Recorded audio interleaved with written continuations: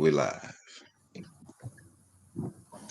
Okay. Welcome to the Tay and Joe show.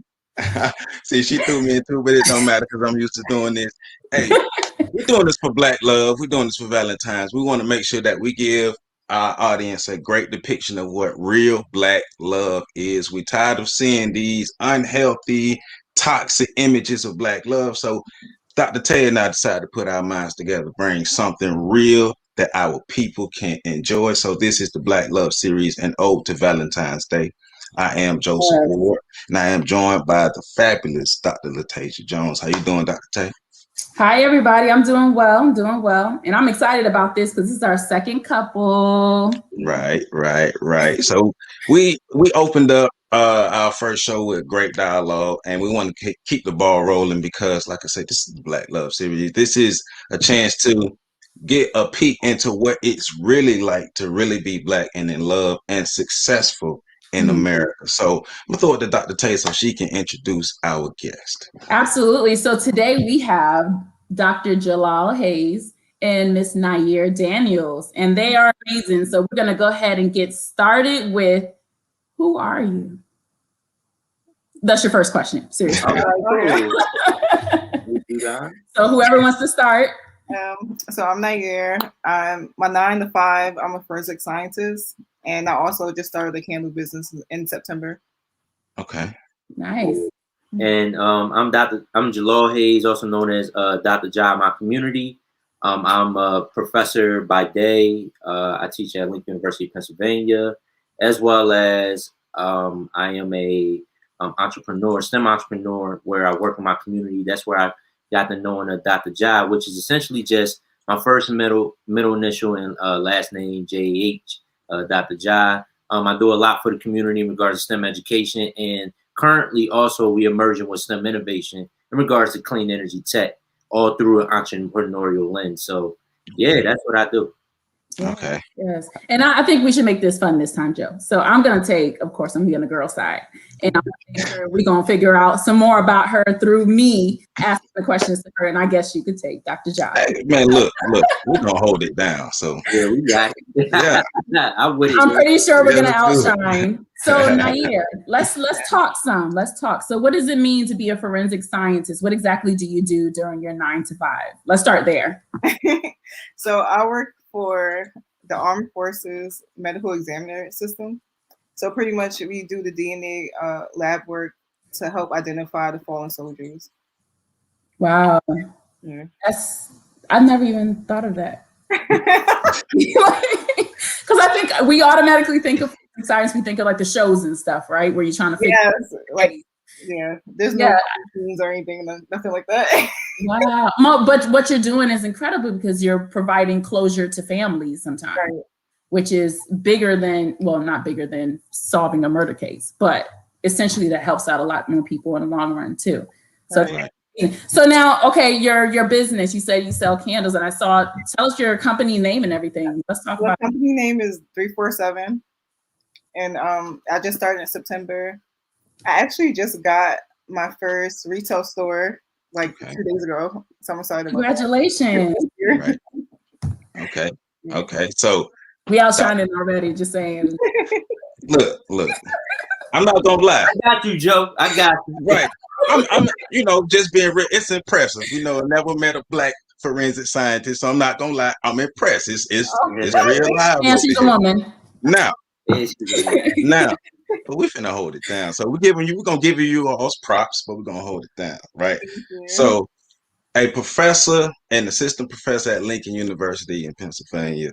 How to say it? Elite Universal Network? Did I say it right? Man, you got it on the money. A lot of people say Elite, which I don't understand, but hyping them up. I wanted to say Elite the first time, but my brain was like, nah, bro, it's Elite. He's an elite brother, so I already knew about it, right? And so you focus on making STEM education simple and accessible to understand. To underserved communities. So how did you get into this line of work? Why did you choose this path in STEM and with the educational piece? Sure. So when I graduated with my PhD back in 2015, I knew that I did a lot of research and I did a lot of research, and I did peer-reviewed journal articles and things that you do to matriculate through a doctoral program. But the main thing I was missing was the teaching aspect. So I was one of those scientists that came through, and I spoke a lot of research jargon. I wasn't able to communicate.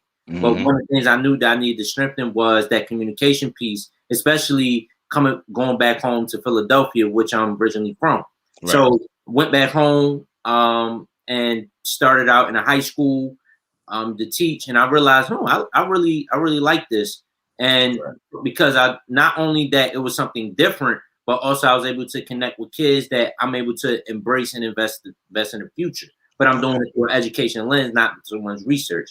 Right. So from there, that allowed me to get into my company, Elite Universal Network, where the simple piece was essentially I was dealing with students with individual education plans, also known as IEPs, for all my educators that know out there. And with those, I was able to create study guides. Eventually, I went from study guides to creating curriculum, which are systems that schools run on. So from there, that's where the simple piece comes, where I'm taking complex sciences and making them simple.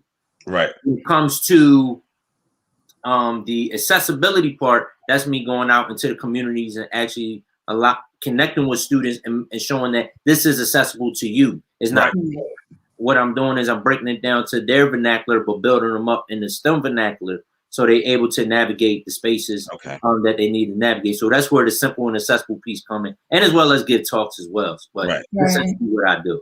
Now, look, that's essential, man. I got to give you your props because I come from underserved communities. You know, a lot of our people come from underserved communities, and we might not have access to that type of information or even the jargon. So to have somebody who can take this information that's supposed to be complex and be able to break it down to a level that the average person can understand, these kids can gravitate toward, like, that's commendable, man. So shouts out to you.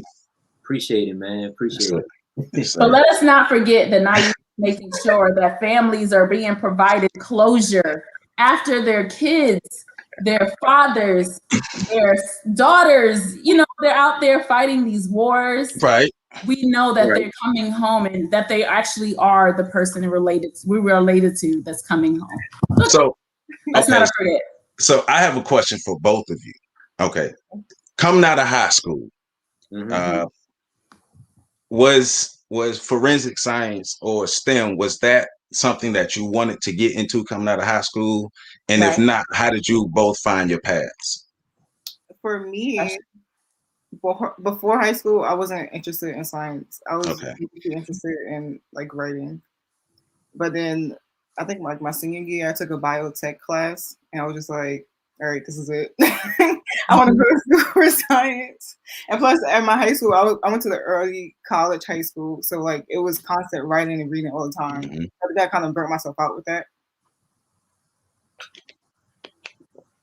So what keeps you invested? Like what about forensic science made you say this is for me? I just like the lab work. I like working with my hands, and like it wasn't like hard labor work. Okay. And then like during that time, you had all the SUV shows and Law and Order and all that. So no, everybody think they can solve a crime these days. Right. Right. All right, Dr. Ja. I would say I did want to go into science when I was in high school. The thing was, I think I wanted to be a medical doctor at the time, but I had a temporary chemistry teacher, and she told me, based off of just watching me through school, in her class, she was saying, well, you're going to be a chemist. I know you say you want to be a medical doctor, but I believe you actually want to be a chemist. And there was a sister too. That's cool. A black female chemist. And I was like, I don't know. I'm not feeling it. And she's like, boy, you can be a chemist. So when I went into my undergrad, I was able to, the funny thing is, I saw that in my department, everybody looked like me in chemistry versus the other departments of science. So I was like, I'm going to chemistry because I see people that look like me, the exposure. So from there, I've matriculated through. And it's funny, I came back to the high school literally 2 years after And she said, well, what's your major? And I had put my head there real quick. She said, what? I was like, Carrie, she said, oh, okay. Like I told you, you're going to be a chemist. So that's how I got into the science field of chemistry. Oh, that's cool. That's a good story for the people that do not believe that, you know, representation matters, that exposure matters, and so on. What if you didn't see people that look like you in history? You know, that your whole story could have been written differently. Exactly. Right. I would be remiss if I did not ask you to please share, as far as graduating with your PhD, your amazing accomplishment in that. Sure. So, for a lot of people that do not know that are listening, I started my education career very young, in regards to finishing my high school diploma at age 15 in 2008. Okay. And then 3 years after that, after matriculating through college, I was blessed to get a 2 degrees at age 18 from Lincoln University, Pennsylvania, with a degree in chemistry and history. And then from there, I had opportunity to go into NASA for about 3 months and work with them in terms of atmospheric chemistry, seeing the climate or everything going on with the climate change now. I got my start in that through NASA, but then transitioned over to Delaware State University, where I had a great mentor, also my PhD advisor. He helped me matriculate through my work for 4 years to get my PhD at the age of 22, which I believe I'm the youngest PhD in America with the degree of applied chemistry. Which is amazing. Congratulations, my brother. Yeah, and I'm a brother, so it's good to actually show the representation. Right. Too. Right. Now that's amazing. Definitely. So let's dive into some other stuff. So now we've talked about who you both are as individuals. And before I even lead this topic, Nair, can you please tell us again your company name and like the website and so on, just in case anybody wants to get in touch with get some candles and stuff? I just want to say before this, the candles are bomb. I just want to just throw that out. You want to advertise your woman. I'm not saying that just because. I'm just saying that on the world they are bomb. But go ahead. Aww. It's 347. So it's 3 spelled out, IV 7 spelled out .com. Okay. Perfect. And then Dr. Jod, Elite Universal. How can people get in touch with you for that? Before we move, we're going to cover a lot. Sure. So it's Elite ELYTE, the letter U, network.com. Again, ELYTE, the letter U, network.com. Okay. Perfect. Now, I do want to say this. Both links to both websites will be in the description of the video. So you view it, go down, support. Yeah. Right? Definitely. Definitely. So, okay, I'm rolling out the first question. So let's dive into your relationship if you don't mind. So general question, how long have you been together? How did you meet? You know, give us our fairy tale build up. So some of us need that, by the way. So thank you for that. She likes that. We've been together for 2 years, and we met because Joel was in my DMs. I went down to the DMs. Yes, it did. Okay. Yeah, so that works. And then we end up going on a date, and then we just been together ever since. Literally. Right. So essentially, what made me slide into the DMs was, you know, I was in a point in my life.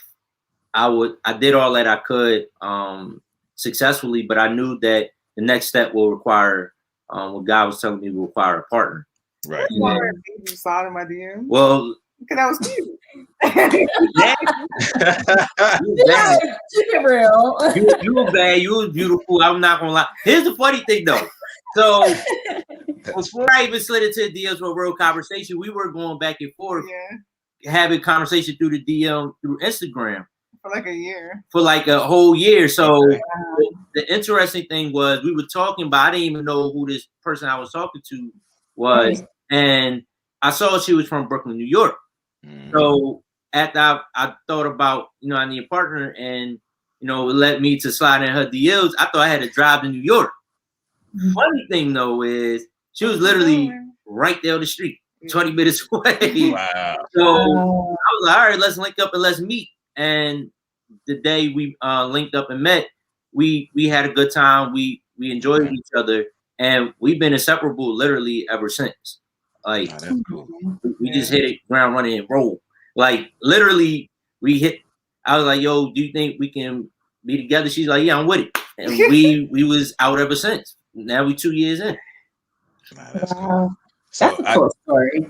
I do have a question. So when he slid in your DMs, like what was like the first thought that go through your mind? And the only reason I ask this is because it's people make it seem like you're a creep if you slide in DMs. Because I'm look, you braver than me, bro. Because I'm over here. I'm like, she gonna think I'm crazy or something like that. Man, listen. It wasn't creepy only because we had already been like communicating already. So like if you were random in my DM, then I would have been like, all right, you're weird. Right. So to those out there that use sliding in a DM as your method, take note, you know, build a rapport first. Right. Maybe a little bit of a relationship and some communication, and then slide in her DM. Don't be crazy. Right. I definitely believe that definitely helped because it was weird. Like we really were talking back and forth for a whole year, and then when I finally asked the question to take her out, it was just like, wow, where you been at all my life? Like we literally just naturally clicked, and I was like, this is it. You know, I'm ready to seal the deal. So let's just take this journey together. Okay. So when you say you naturally clicked, what for you made, you know, brought that to you, that realization that y'all just clicking? It was just comfortable. Yeah. Like being with each other. And normally when I'm first meeting people, I'm like super awkward. And I was super awkward meeting him, but like he just like let me be. Like he just let me be. So. Right. Okay. And I just really, to be honest, I just like the energy where it was just calm and just cool, and we just went with the flow in terms of just our first date. That whole evening where we just had great conversation. We laughed, I laughed, she laughed, I laughed. We just connected, and we were just talking about, you know, surface stuff. But as we, you know, moved on and got to really know each other, I was like, wow, you like a not only just like a girlfriend, but you actually like my best friend. Like, really like share things with you, and we could really really kick it and roll together. Like, and that's the things that I always look for in a partner, where she could all in one, and we could work through things and do things together. No, that's cool. Yeah, well, you answered what I was going to follow up with about the friendship thing aspect, because I do think it's very, very, very important. So I guess we kind of hammer that point home. How important is it for you to be friends with your spouse, your girlfriend, your boyfriend, whoever you're in a relationship with? How important is that friendship aspect, and why is it important? I think it's super important because it makes it fun. Like we literally have fun together. Like we really like retarded sometimes in here. Like crazy. And then like before COVID happened, we were always going somewhere, always traveling. Right. Fun. Kept it light. Cool. Right. That's good. Nice. So just for clarification, when you started dating and when your relationship was evolving to becoming more serious, you were both already in your careers? Yes. Yeah. Well, no, I was working in a lab, but I wasn't working in the forensic lab when I first met him. And then like maybe 2 weeks later, I got my job. Okay. That's pretty good, because this is a different, so we had already had our first interview, so this is a different timeline now. Different dynamic. Yeah. Yeah. Which is good. Right. All right. So with that being said, all right, you were already working in the lab, you were into your career. When you two meet, how does the balancing of your careers and your relationship happen when you realize, all right, we want to be serious with this, we're taking this to the next level, but we do have these separate careers. So how did the balancing happen? I feel like he mostly had to do the balancing at first because he had a crazy schedule. Okay. My schedule wasn't that busy. I was just going to work and come home. Every Friday, we set it up where every Friday we have a date night. Okay. Like guaranteed, no matter what our schedules were. Right. Okay. That Does that work? You said what? Does that actually work? Because I hear, a particular person would say that we would set dates, for date nights. Does that work though?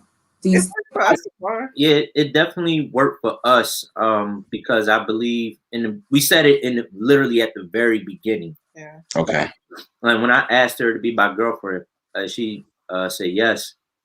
I said, okay, so every Friday or Saturday, we're going to have date nights. So, right. and if we don't, let's try to make it where we meet up in the middle of the week or some other day where we have a date night. But no matter what, we're going to at least see each other at least once that week. Because as the relationship evolves, I know that you're going to get busy as you step into what you love and your passion, entrepreneurial and career. I'm already busy.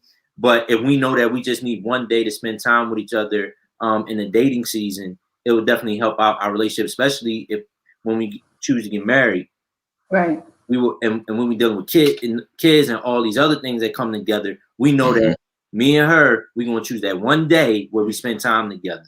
So I felt like we had to be intentional with at least having one day, whether it's either going to be I say Friday and or Saturday, but essentially it was just any other day, at least one day where we spent together, and we know that we had that just that human interaction with each other. And sometimes it wasn't like a traditional date because sometimes we would be having to travel for his stuff. As long as we was together, it didn't matter. Nice. I like how you both made it an intentional goal. Yeah. Because, and then you talked about evolving, but your relationship is going to evolve too. So having that intentional goal from the beginning, it was like when you were developing a relationship, when you're girlfriend, boyfriend, and then now you're thinking like when you're husband and wife, that still has to be something that's set in stone. So I definitely appreciate that token because that's something a lot of people should, especially now with COVID-19. I know a lot of different people are spending a lot of time together, right? Yeah. Or they're trying to figure out good ways to spend time together. Those who have like essential jobs and so on, they have to be a little bit more creative, right? And still keep the family safe. So I definitely appreciate that. So I want to speak a little bit on the evolution of yourselves and your relationship. So what's that noise about? Nah, it's a good topic. Oh, thank you. So I wanted to specifically talk about like some of the hardships or the challenges that you go through as far as being two individuals that's in your developed careers and balancing that in a relationship it's 2 years. It's not the newest, but it's not the oldest as well. So how do you, like, what are those challenges that you commonly go through that you're willing to talk about, and then give us some of the pieces of advice of how you've gotten through those things and improved it along the way? The biggest one for me right now is trying to balance having a job, starting a business, and then like balancing time with him and like communicating to him like when I'm busy and like I'm not just ignoring you. Basically, that's like the biggest thing. It's just the communication piece right now, because both of us now busy. She's now, like she said, she just literally started a business, so she's learning that whole concept of what is entrepreneurship, how to time manage it, and everything. So that's like mainly the biggest thing we have. Everything else is once we work through that, it's like okay, cool. Right. Right. Now, what I think one of the coolest things too is you both understand what you are going through, and you're supporting each other in what you're going through, because we've seen images of, okay, this one person is busy, and the partner may not be as busy, and so the partner may want them to be, you're not home, and it's like, well, I'm trying to work. So but you understand what's going on, so it's kind of following him everywhere. but it makes sense. That's one way to solve it. Right. It makes sense. So what made you say, okay, I see what he has going on, instead of just sitting around waiting for him to come back, I'm gonna go with him? What made you make that decision? Oh my God, when he went to Oxford, he went for like, did you go for a week or a weekend? I went for like a week, and I was miserable. I was just like, no, everywhere you go, I'm going with you. Like, I don't care. Like, just book my ticket to wherever you're going. Right. Right. literally like the whole week. I thought I was like, I said, I'll be home. Yeah, but you need to hurry up. I was like, I literally will be home. Like, she said, yeah, but it's taking too long. And that was the first week that I had started my job too. So just like, you're supposed to be here with me. And you're gone. Like, it was horrible. Nah, that's funny. But after that, she literally would be everywhere. Like, like literally, like even if it was like down the street, DC, she was like, all right, add me in too. We'll fly like Atlanta somewhere. All right, book. It's just natural that she and I love that about her, that at least she's willing to roll with me throughout my journey and support as now supporting her. So having that understanding that we do want to be in each other's lives throughout what we doing, which is I think is beautiful. Yeah, right, absolutely. And I've been having a lot of the same conversation lately when talking about dating, especially with the pandemic going on. I've been saying like, look, pandemic put me in this realization that if I can't be quarantined with you in the same house for 30 days straight, and I know I'm gonna get sick of you, and you gonna get sick of me. But the fact that we won't leave each other, that's where I know you're the one. Like that's how I'm gonna determine that. So it seems like y'all basically practice that on a daily basis. So y'all were prepared for the pandemic, quarantining you in. Yes. we really were. It was interesting. Like we really did get tired of each other, to be honest. Right. That's good. Like from the start, we were intentional about being with each other. Right. So it's different. Well, for me, with any of my other relationships. No, that's good. Right. So I kind of want to dive into that because I'm nosy. So she is. Thanks, Joe. So you said this is different than your other relationships. I kind of just want to know, because this is the number one question that I don't know about guys, but girls always ask themselves, or the girls and so on. How do you know when you are ready to be more intentional about this guy versus the one you dated in the past? Like what made, Dr. Hayes, Dr. John, the one to be intentional with versus, Tyrone and him? Not Tyrone and him.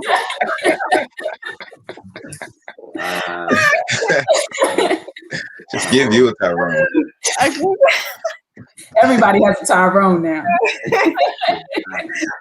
Because he was intentional. Like he was the one who came into the situation like, listen, I'm dating for marriage. I ain't playing no games. Straight up. Right. So then when I got there, just like, okay, I like that. I go with it. Right. Absolutely. Right. She was like, sign me up. I'm not even mad. I already knew in my mind, like, with dating, I wanted to date for marriage anyway. I just didn't have somebody that was dating. Right. Okay. Right. Now that's real good because there are a lot. It's a lot of stuff that we see people just out here all willy-nilly, just dating here, dating there, and then they just all their head down there, wake up one day, I want to be with somebody. And it's like, your pickings are a lot slimmer. Say it again. As I've never really been a casual dater anyway, so like I always been a relationship type person. Nah, and that is okay. I support the non-casual daters. I was casual in the beginning. I ain't gonna lie, but as I was like I told y'all before, as I was I got to a point where like, okay, where is this goal? What are we doing? Mm-hmm. As a man, I'm like, I can't keep doing this. Right. Somebody I really want to like build with and really have a family and really love that person, not just do it with anybody, but I really want to love that person, enjoy that person. So that's why when Nair came. So that's good. Oh. Right. So how do you two go about blocking out all the noise? Because everybody got advice for you all. Everybody, somebody is the date guru on each side. So how do you all block out the noise and just be able to set the rules for your relationship and exist within you all's confines or whatever you create for yourselves? Keep people out your business. Well, go ahead. And like I think the people we have around us aren't messy. Mm-hmm. So the advice that they do give us is pretty good advice. Right. We have people around us that have been married for like 20 plus years. Okay. So are you intentional about who you keep around as well? Like as far as getting your advice and so on from only people who have a successful relationship? Yeah, we have a whole like couples friends group. Okay, good. We're going like double dates, triple dates. Good. Yeah. Yes, and for me, because I started dating out here, I had to realize that with some of my friends, who were like single, I had to really let them go because, right. Yeah, I was with a wild group of friends. Yeah. And if I really wanted to build something with Nair, I really had to be intentional of who I was around, so I wouldn't get in different types of troubles. Just for being in the proximity. So I really, so that basically, I'm glad that we switched up to like being around married and couple friends, and just from there, in regards to those friends, we help each other grow, not just couples wise, but just individually as well. So that really just helps us like stick together even more and be even more intimate for the long run. Okay. Nice.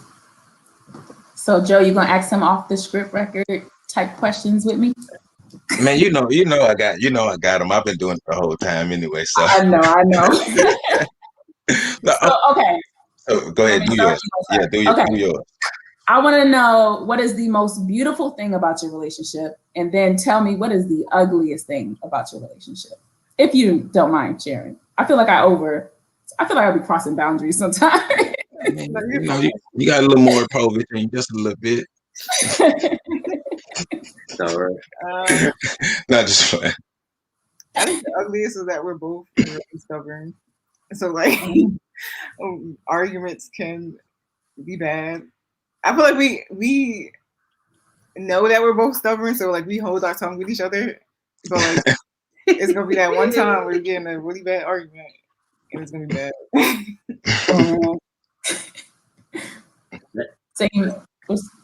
The best is, I believe, for our relationship is that we know we have that trust factor with each other because we know that we know each other. We know not to cross that boundary, or we know things about each other. We won't try to build upon that and do damage.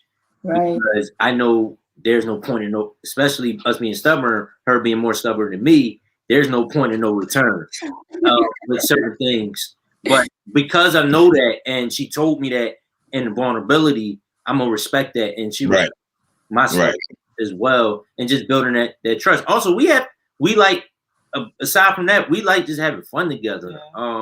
We literally just we would whatever together. So it's just like a beautiful thing that you can actually. She's actually like my best friend. We can actually travel and do things together and really enjoy each other and have a good time. It's not like, oh, this is my girlfriend. It's like, no, this like really the homie as well. We can really do some things together. So that's the thing. Like when it's good, it's really good. But when it's bad, we got to tread light. Right. The best part for me was like the tribe around us, like our family and like the friends that we like met together and relationships we built together. Right. Oh, that's good. So building on that, what type of relationships were you exposed to, or what information about relationships were you taught growing up that kind of shaped you through your dating life and coming into this relationship? Did you see healthy relationships? Did you see unhealthy relationships? Like, what were you exposed to? I've seen both. My mom was a teen mom, and my dad, he was present until he wasn't, and so he wasn't around. But my mom has been married to my stepdad for 19 years. Okay. Healthy relationship that I grew up with. Okay. Yeah, on my side, I had my parents. They were married about 28 years, so I saw that growing up. But as I went, like, been around, like, outside, like, my aunts, uncles, or just people that outside of that, I've seen a lot of unhealthiness. But the healthiness that I saw was my mom and dad, as well as just going to church and seeing those healthy relationships as well, like the 25 plus years, 50 plus years, seeing that and what does that look like and how and what's that genuinely look like in reality. And one of the things I picked up lesson wise was always make sure your partner is your best friend. Because if it's your best friend, it makes the relationship easier to the point where you forget how many years y'all been together because y'all been having fun this whole time. Right. That's important. And so, from you all's perspective, why is it important to learn about healthy relationships and be able to practice engaging in a healthy relationship while you are together with somebody?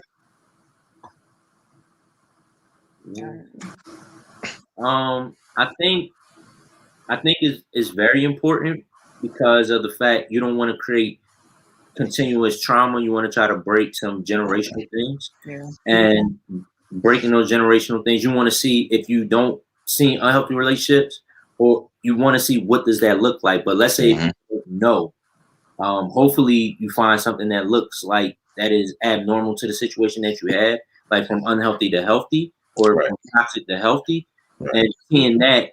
You did the see, I want that, and try to ask questions before you even step into your relation. Because that's what, although my parents grew up, been together 28 years, I knew they started off very young together.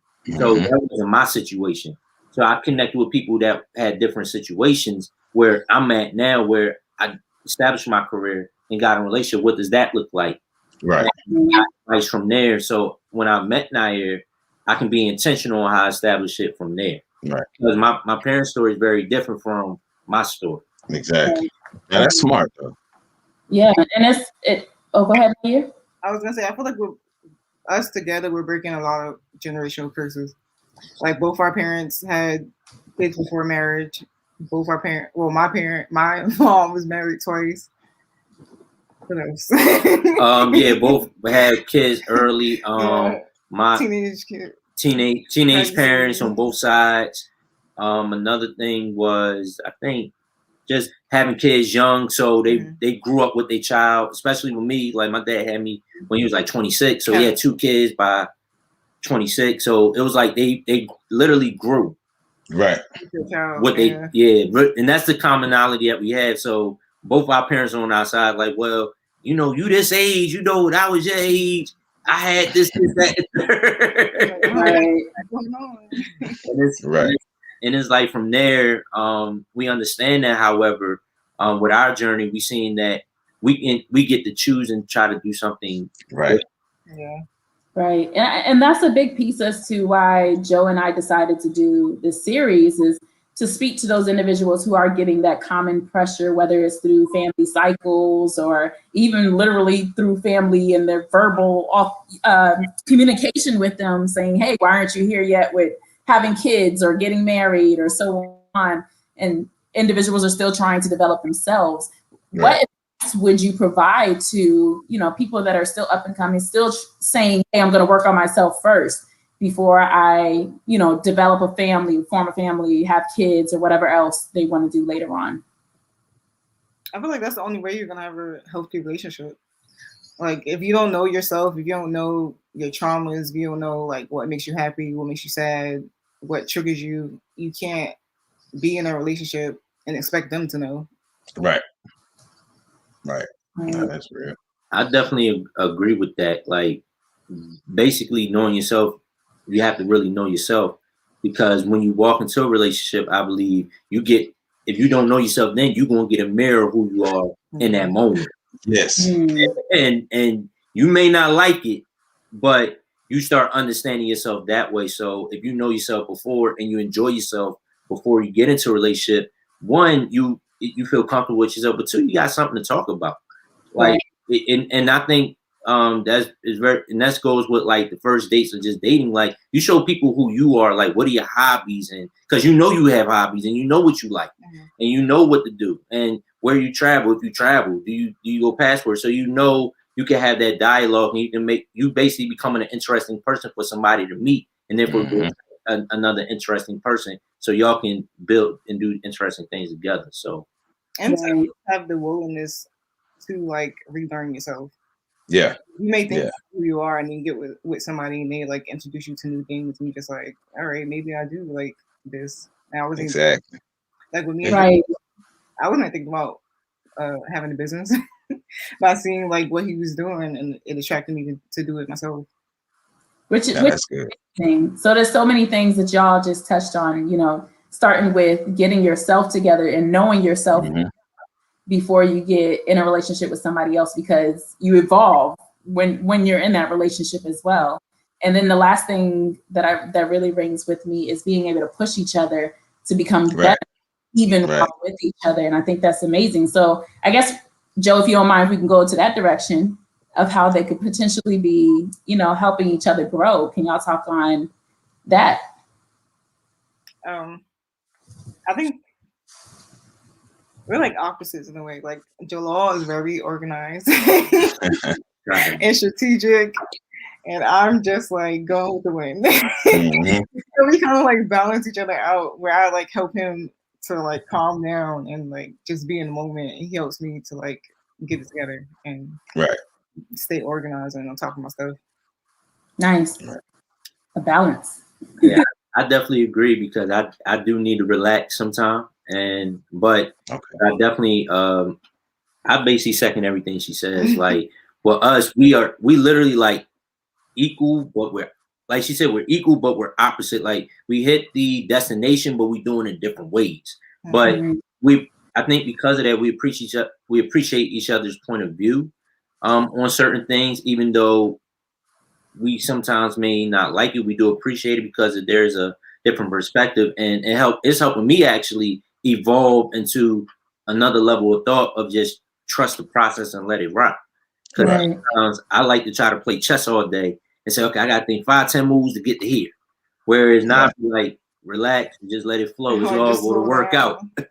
And everything is going to work out into fruition. So I like that balancing out concept. Okay. So staying in that same direction, and I'll start with you, Dr. Jai, and go to you, Nair. So what have you learned about yourself within these 2 years? Like something new about yourself that you like, yes, I'm liking what I'm seeing about myself. And, you know, like being together helped you realize that about yourself. So what is one of the things that stand out to you that you learned about yourself? I learned that you can really just trust the process. And I used to think like be very hard on myself, but after reflecting, I'm like, I'm really I'm really good at what I do. Because in my career, I did, especially being my age, I deal with a lot of pressures of being young, and they put this doubt on you all day. Whereas Nair, she come and encourage me, saying, no, you everything is just, she always say, everything's gonna work out. Everything's gonna work out. I was like, will you be everything will work? I gotta do this. Everything's gonna work out. So I learned how to just trust and relax. Like, the biggest thing for me was relax. Yeah. Because before, when I met her, she used to say I give her anxiety because I stay moving and always try to get something done. But the funny thing is, I wasn't really getting anything done. I was just being busy. But because she helped me relax, I realized I was more productive being relaxed than I was actually doing work. So that was the biggest thing. Like, I evolved to trust the process and just be relaxed. And also, I'm learning being in the moment. Like, it's okay to have a balance and not just be not balanced and constantly work all day. So that's the main thing for me. Exactly. Absolutely. That's nice to hear, actually. I'm the over analytical, freak out, anxiety type. So I'm like, just be cool. Just be cool. Right. So it's great to hear that balance. And then you both are still very young. So to hear that you've established so much in your relationship already, like some people, myself included, we have this idea that those things don't come about or evolve until like you hit the 50s or something. You gotta get it now. Right. So I think it's amazing, and that a lot of that comes from the misconception because not having enough examples of Black love that has evolved and is healthy, right? So I guess what are the big things that sometimes does, I don't know if you ever have clouded judgment or you did before. So if you did, can we speak on like some of those things that may cloud your judgment as far as relationships and before you got into the one that you're in now, or even along the way? Is there anything that challenges you as far as thinking this is where we're at for real?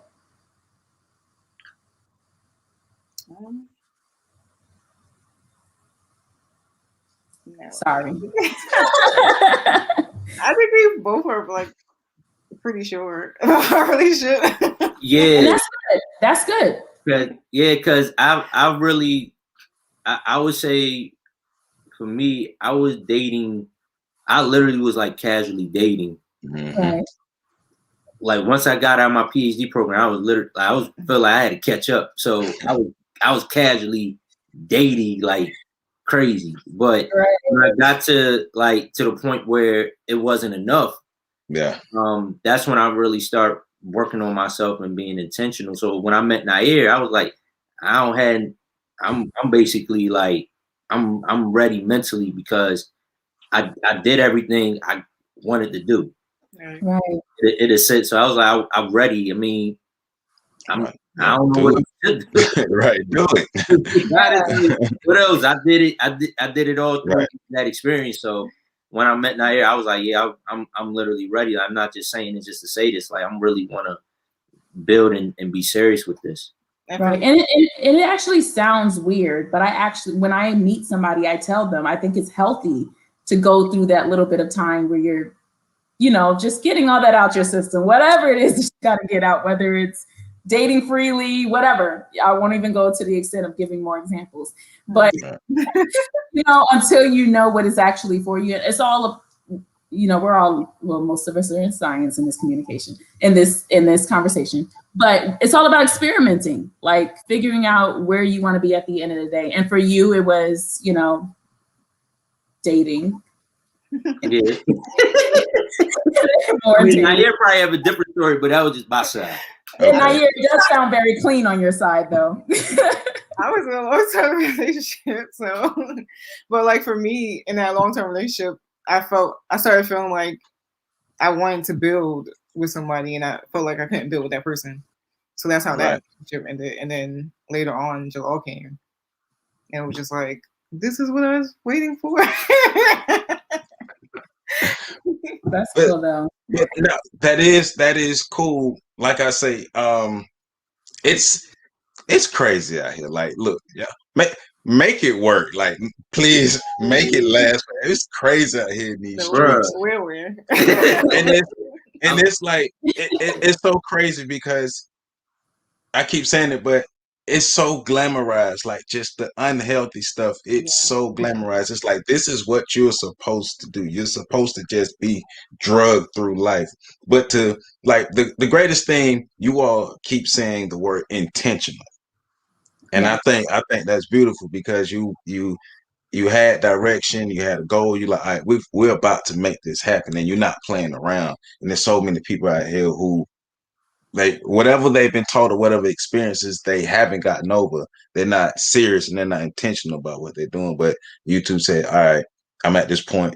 I'm with this person that we can do this. I can build with this person. So let's be intentional. Let's move forward. And I think that's great. Thank you. No problem. Thank you. Yeah, so there's a lot of great examples and a lot of different things that you talked about that I think it's very healthy as far as the information that you provided thus far, because it's coming from a place that's absolutely is genuine and it's organic, right? Like you're using examples of things that didn't necessarily work or did work, and you're saying this is what I choose for myself. And I think that's one big thing that a lot of people are missing nowadays is choosing for yourself what you want, whether it's for yourself or for your relationship or you and your relationship or your whole well-being, your whole family, and so on. Right. So those are definitely big things. I would definitely take a lot from this conversation.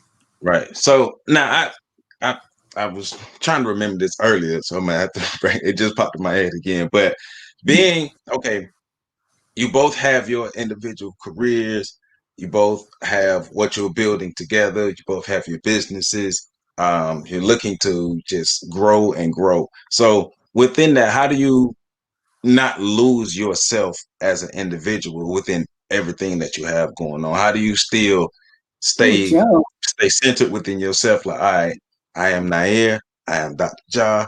I'm not going to allow this whole thing to become my identity. How do you maintain your individual identities within everything that you have going on? That's a good question.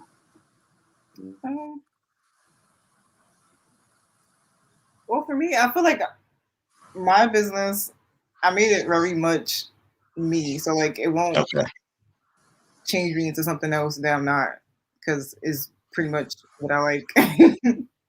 That's good. Like my style, like the if you go on my Instagram on my website, it's pretty much like my personality and the candle and the website. Okay. Yeah, like, I've never heard anybody say that. Yeah. For me, what I've done is I do throughout the day. I try to take some time out to just remind myself who I am, like through like meditation, but also I do a lot of journaling, like just hear my authentic self talk. I do it early in the morning or as soon as I wake up, and or even just sometime in the afternoon. I just journal to try to get what my real feelings are, and then look through past to really see who I am and just me. And also, outside of just being Dr. Ja, I've realized before the doctor, I was just Ja. So before that, I just enjoy and just have fun being me. Like I go and just be me. Not and from there, just continue just to do the hobbies that I like to do, like write poetry or things of that nature. So I'm learning now, literally like last year, I learned how to just disconnect myself from all of that and say, that's the work. This is not who I am. So understanding the work versus who I am, the who I am piece, I'm bringing back into, based on just reflection and journaling, I'm just bringing that back into just full circle, especially the poetry part. So I was more artsy before I was science. So bringing that right brain back, that creativity, is helping me center who I really am and expressing myself through that. And like allow each other to have like time with ourselves. Yeah. Like it's okay to tell your partner, like, look, I ain't feeling it today. I need like a little time. Yeah, and we do that. We definitely do that. Yeah. We definitely do that.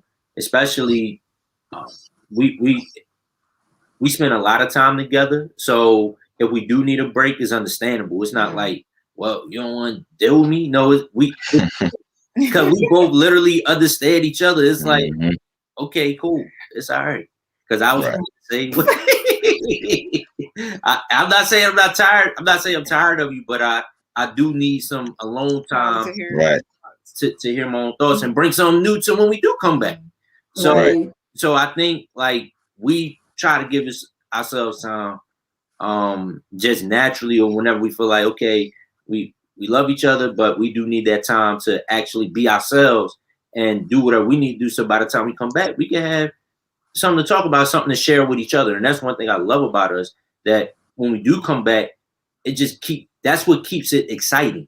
Because we come back and we got something to share. Like she would say, look, babe, I think I found a new place we could explore. I went down the rabbit hole and I found something that I think we could check out. Or I was looking at this commercial, when we could see this movie.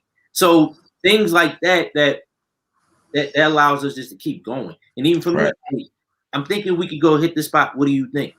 All right, let's try it. But because we saw individually in our separate time, we could bring together and just keep that spark going. I think that's what really kept us together that alone time and just being ourselves. So we could be together and bring that realness together. Okay. That's amazing, because in that you said the one big thing that stuck out to me, because we've already heard you all talk about like still yourselves while together, but then now this piece was detrimental because you talked about like stepping away from each other for a second. And then Dr. Ja, you talked about being able to ground yourself while you're isolated, right? And I think that's something that we forget to do sometimes. Like we don't have to rely on others to keep us grounded. Sometimes we just have to go back and be like, just talk to yourself. No, I do it. So I do too, in the mirror and everything. Yeah, conversation sometimes. I know. Yeah. You have to. And then when you start showing yourself stuff, that's when it gets creepy. Like, wow. I gotta learn that. Yeah. But no, I think that's something for people to take from here too, because yes, you came together and now you're forming a relationship, right? But you were both individuals before and you're still individuals now. So you can't forget about those things that you were relying on before you became a couple. And I think that's something that really jumped out at me during that part of the conversation that we haven't heard before either. So I'm hoping they're listening while they're watching this. They better be listening. Right. Man, look. Well, I do want to say this one thing that Nair always told people, or even told me. She said the beautiful thing I love about us is we want each other. We don't really need each other in a sense. Right. I'm not saying I don't like you, but we really don't like need each other. We just love to be with each other. Right. So if we rely on each other, it's a sense of or need each other. It's a sense of like emotional or just working things out. But we can still do things independently. So it's just like I love that factor about us as well. Absolutely. That is great. That is great. Yeah. Yeah. I'm gonna have to find somebody to talk about that later on. No, but look, I can't say enough because to me, y'all have just been dropping gems this whole interview. And y'all better rewind this back, pull your pen and your pad out, watch it again, and then write these notes down, and then go both their websites and support. All right. So now, with that being said, could you both shout your websites out and your social media handles to your businesses once again, so people can follow you and support you? So mine's is 347, 3 spelled out, IV, 7 spelled out. All right. And mine's is Elite U Network. So that's ELYTE, the letter U, network.com. And my social media handles is at Dr. Dr. Jahays. So Dr. Jahays, DRJAHAYES. Okay. All right. Look, man, had a great time talking to you too. Had some good laughs, heard some great stories, learned some things. Yes. The word for the week is intentional. Intentional. Absolutely. Apply that to your life. No, but I just look back. That's beautiful though. I really think that's beautiful, and more people need to be intentional about Black love and about love, especially self-love and loving somebody else. Period. So. And from the beginning, we have been told to do it from the beginning. There you go. Be serious about your life. Right. Thank you. Right. You want to take us out, Latasha? Yes, I am going to take it out. Thank you to you lovely people for joining us today and listening to this amazing conversation. Hopefully it provided some motivation and some education. And this is the Dr. Tay and Joe Show. I messed that up, huh? It's the Tay and Joe Show. There you go. We're working on it. Yeah, I know. Hopefully you join us for the next part of the series. Please come back and be ready again for some amazing conversations. See you next time. All right.